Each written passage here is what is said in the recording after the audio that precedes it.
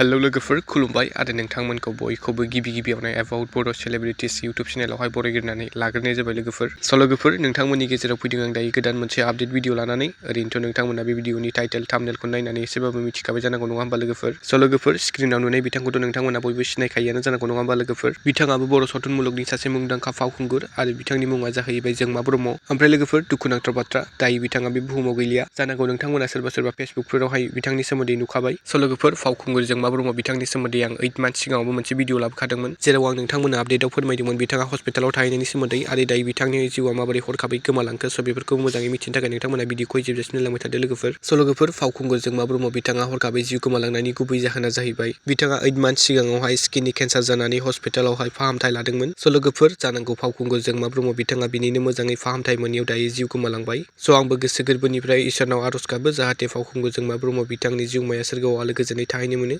लोगोफोर नोंथांमोनाबो इसोरनाव आर'ज गाबबानो जाबाय जाहाथे फावखुंगुर जोंमा ब्रह्मनि बिथांनि जिउमाया सोरगोआव आलो गोजोनै थाहैनो मोनो। स' लोगोफोर दिनैनि सर्ट आपडेटआ बेनोमोन आरो नोंथांमोना भिडिअखौ नायना मोजां मोनदोंब्ला लाइक खालामबानो जाबाय आरो चेनेलखौ इनफरमेटिभ मोनदोंब्ला साबस्क्राइब खालामना होबानो जाबाय। स' बेबायदिनो आपडेट्स भिडिअ मोनबाय थानो थाखाय। स' लोगोफोर गोजोन्थों एन्ड थेंक्स फर वाचिं।